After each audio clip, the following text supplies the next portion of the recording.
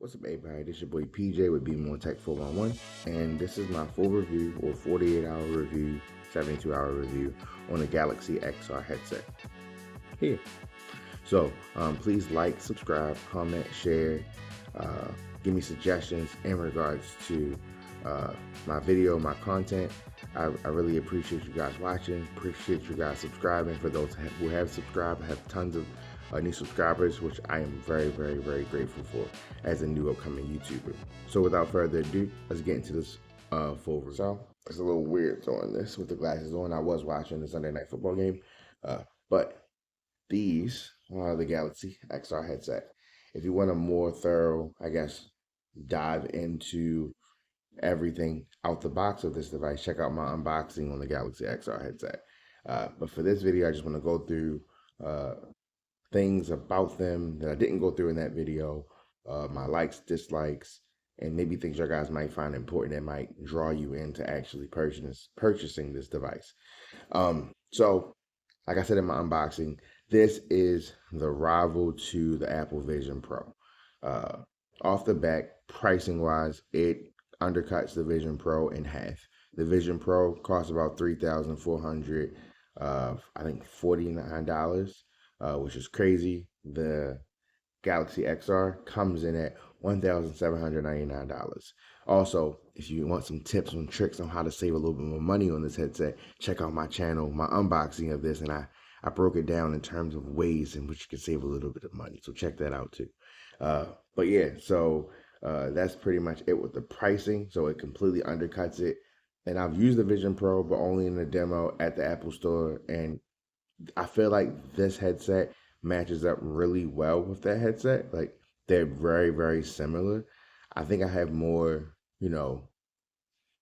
dislikes because I'm actually using this and I actually bought it and I'm actually, going through the motion with it. With the demo, I'm just in the store. I'm like, wow, this is incredible. This, I've been like, oh my gosh, this is incredible. And then I'm like, well, they should do this and they should do that. But we'll dive into that in a minute. The screen quality on this is great. The pixels, I don't have the exact numbers on hand right now. I'll put all the key specs up here. These are the key specs here in regards to the device. This thing is approximately 2 hours of battery life on this external battery. The external battery can be charged while you're using it as well, which is a benefit. It's a plus. You can also use this external battery to charge another device. I don't know how much you really want to do that since you only get 2 hours of battery life on it already as it is. So to charge another device with it seems a little pointless. It seems a little crazy. It would be nice if they come out with a bigger battery, like maybe double the size, which would double the time.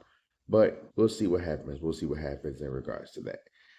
But yeah, the battery isn't too heavy. It's about the weight of a phone. Like I have a note. I have a note. I have a Z Fold 7, Z Fold 6. It's about the weight of that. The headset itself is about 545 grams, which hasn't been an issue. I haven't really had any complaints in regards to the weight of this device when I have it on my face. It's not really no complaints in regards to that. But I feel like when I use it, the screen quality is really, really, really good. So what I did was I did a screen recording on the device so you can actually see what I see, and I'm actually post that in a separate video, which I'm not gonna probably link to this video, but I'm gonna definitely post that separately to keep this video as short as possible in terms of a breakdown. The sound on these in this headset to me is actually really good. I'll be in the living room having the headset on, watching a video. My fiance is yelling to me from the other room to get her something, and I can't hear her. I mean, whether that's a plus or a minus, it's up to you guys, but I think it tells me that the sound is pretty good if that's the case. One thing I did not discuss in my unboxing because I didn't know about it in my unboxing. This device has a secret USB-C port, and it is on the right ear, I guess. I don't know what you would call this. On the right earpiece. Let's say right earpiece. It is right here. Okay. So that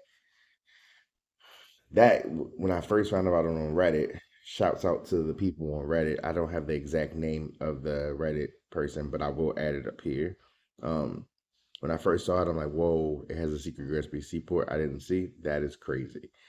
What can I use it for? That was my first thought. What can I use that for? Turns out it's only used for data transfer pretty much. There's no video input you can do with it. There's no video output. It's just data transfer. That's all it can do. You also can connect like a musical device to it, like a speaker or like a headphone, like a something like that, like a speaker, um, or instrument. You can do that as well, but it's only output, no input, which sort of sucks. Made me feel very disappointed. Uh, all right, but going more into the device. So I said the 2 hour battery life you have, but you can charge it while you're using it, but you have to be plugged into an outlet or external battery, like another power brick or power bank. It has decent cameras, like the cameras, it's a 6.5 megapixel 3D camera, which takes 3D video, 3D pictures. It has two pass-through cameras. It has other sensors and everything else with it too. So it has some decent things with it. In regards to the apps, because it's an Android device, you can add pretty much every app you want to the device. Uh, I think some apps aren't XR made yet, or not XR, don't have XR built to them yet. So that you have a little bit of issues in terms of that. But pretty much every app that I would like, I can download on this device. You can even side load apps on this device as well. Yeah. Sorry, my cat's in the video. My apologies. But yeah, you can even side load apps to the device as well, which is really cool. Because I tried to download Facebook to the device so I can use Facebook Messenger from like my group chat and stuff that I'm in, but it didn't work. Obviously, it's a Google Samsung alternative to the Meta Quest. Of course, Facebook isn't going to work. WhatsApp probably won't work either. Instagram won't work either. But that's just like, a rivalry between Facebook or Meta and Google and Samsung. So that was it. Connectivity, it can connect through Wi-Fi, has Wi-Fi 6 capabilities. It can connect through Bluetooth. It has the ability to connect to Samsung devices. So if you have like a Samsung like notebook, like a computer, and a Samsung phone, and you're in that Samsung ecosystem, it works flawlessly. If you have like a normal PC, so my PC, I forgot what kind of PC I have. It's not Samsung. I think I have an HP. My HP computer won't be able to connect to this device, which sort of sucks. So if you have a non-Samsung device, these glasses or this headset won't be able to, make that swift connection to them, which sort of sucks. I understand what they're trying to do, but it still sort of sucks. I did have Messenger here, like Google Messenger on here, and I can open that up and look at my text messages on the device, which is actually really cool. But yeah, the whole Samsung book thing sucks.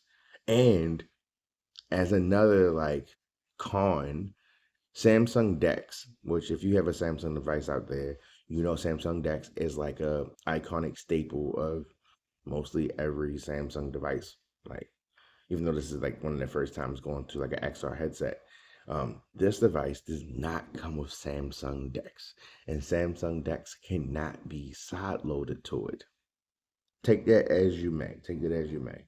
But on this device, I do have Paramount, I do have Peacock, I do have ESPN, I do have YouTube, I do have Netflix. Netflix is on here, and I can watch all of those things. Because this is an XR headset, you can either have it so that it's pass through, where you can see reality and then throw screens and stuff over top of your reality, or you can add a virtual background so that it pretty much, puts you in the virtual scene or virtual space, which is actually really cool. So you have the option to do either or. But yeah, I mean, I think overall, these glasses or this headset is a great competition to the Vision Pro because it undercuts it so significantly. So with the Vision Pro, when I see it, I'm just like, I'm not really paying $3,449 for that. I'm sorry. Great device. It's breaking my pockets here. I seen this device. I'm like, it's the Vision Pro, but I'm actually saving half the price, you know? So it makes you be like, I wasn't paying $3,449, but will I pay that much money? I might pay that. I might pay this much money. This much money, I'll pay that for that. That's a discount. That's cheap. So I think based on that by itself, you even if the Vision Pro is more, refined and more, sophisticated because it's been out a little bit longer, has more updates, it has more, you know, apps you probably can download on it. I'm willing to take I'm willing to, give away some stuff in order to get into something similar for a cheaper price, if that makes any sense. So I think that's off the back. I think the couple of disappointing things I have about this device, and I didn't really notice it until someone mentioned it, and I'm like, yeah, that is true. With this device, the headset itself is a hard plastic. This is all hard plastic. There's no give. There's give here on like the actual part that rests on your head, but everything else is just hard plastic. It would have been so cool if they gave you the option to disconnect this part and actually connect a headset or headgear that is actually like a cotton or a mesh or something like that, where actually you can lay down and not feel restricted a little bit, if that makes any sense. If I could have the option to choose another type of headrest or headgear, that would be perfect. That's one thing I didn't like. Um, One other thing I didn't like too much about this device was a stupid secret USB-C port. I did not like the fact that I can't use that for video input. I'm a gamer at heart. I would love to sit there and connect my game, even if it's through an adapter, to this headset and basically have a portable screen no matter where I go. Don't get me wrong. I can download and I have downloaded PS Remote Play on this device. If all my gamers out there know, PS Remote Play has limitations. Because you're streaming your game over Wi-Fi, you're going to have issues with lag. You're going to have issues with disconnections. You're going to have those issues, no matter what you do. This headset can get 90 hertz refresh rate, which is great, with up to a 90 hertz refresh rate, which is great. But at the same time, that refresh rate doesn't really do mean much because I don't PC games. I'm more so like actual like system console game. Um, if I did switch over to PC gaming, maybe I wouldn't see that lag. I'm gonna have to try that out so you guys can see how that works, or I can see how that works. Like on Steam, pull up Steam and actually see how the streaming works on there because it's not being streamed from a system, it's being streamed online. So I wonder if I'm going to have lag with that. I've heard other people say like that some games play really, really, really well. So I might have to try that out. Um, but yeah, like that was the one thing that made me so mad because I did have the Mature AR glasses. Check out my review on that. I have another video up here in regards to that. But I did have a video on that, and the thing I liked about that was that I could connect it to my system through an adapter, and it was great. It was like a portable TV. I can have a TV no matter where I went. But the thing I didn't like was I couldn't move the screen because it's an AR glasses. It's fixed. Like I can see the bird bath lenses that beam up to your eyes that open this world to a 130-inch, 150-inch screen in front of your face, but you can't move that screen around. With these, you can move screens. So I can connect it to my system and then a little window pops up and I can expand that window and then make it huge and then like drag it somewhere. That is it. That is the cusp. So I feel like with this headset, at the price compared to the Vision Pro is a good deal. However, if you don't really see yourself using it, and this is where I'm struggling with too, if you can't, I feel like with a device that costs as much money as this, it needs to be so, so needed and so involved that I need to use it pretty much every day. If not every day, a couple days a week without being forced to use it. since I've had this device, I feel like I'm always forcing myself to use it. Like I'm like, all right, I need to use it today. But for a device at this price point, any price point, like an expensive price point, I shouldn't have to force myself to use it. It should be a given that like, okay, you're gonna use it today. I can't go without using it. That's where I think Samsung is like missing a lot of companies, not just Samsung. They're dropping the ball in regards to that. Like with a phone, I have a Z Fold 6, like I said before. With that phone, multiple times a day, I'm using my phone with it closed, and I'm like, I can't see this, or this would be so much better on a bigger screen. And I automatically just open the phone up to get a bigger screen, and it gives me that ability, and I use it all the time. So it's not like, oh my gosh, you just got that phone because it just does this. No, I got the phone because it actually serves a purpose like daily, right? This headset, does it serve me a purpose daily? No, like it doesn't serve me a purpose daily. Um, if it could connect to my game system because I play the game so often and so frequently, and then I could just connect the system to the glasses daily, however often I play the game, and also multitask while I'm in it, that would be a true purpose, like for me personally. But outside of that, I haven't gotten to the point with these that I'm like, I have to use them. It's more like, oh yeah, I have a headset. I can pull it out and like use it and go about my business. But it's not like I have to, if that makes any sense. I don't have to do it. I'm forcing myself to do it. I don't have to though. So I don't know. If this device is right for you, so completely up to you. Completely up to you. I think when they come out with a device where I don't have to question about using it, I just use it. I think that's when I'll be for sure like, oh my gosh, this is like the future. But until that point, it's more so like another, I won't say gimmick, but it's more so like another thing, right? It's not the thing, it's just another thing. I'm sorry to be a Debbie Downer in regards to this, but I'm just giving you guys my honest review, my honest opinion. I'm sorry this video ended up being a little bit longer too. But yeah, so that is my full review on the Galaxy XR headset.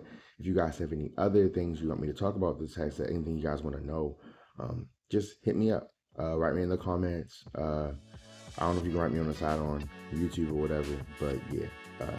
In the meantime, stay tuned for more videos I'm going to bring out with more technology or more tech stuff. But yeah, please make sure you like, subscribe, comment, and share this video. But until next time, I'm sorry this video had to be a little bit longer. I will give you guys a warning next time. Just telling you guys, like, hey, this video is going to be a little long. It is a sort of like a full review on this device. And I will post a video with a screen recording of me using it, and so you guys can see how I'm using it and what I mean in regards to using it. But yeah, until next time, I want you to just say peace. Thank you guys for tuning in, and just be safe.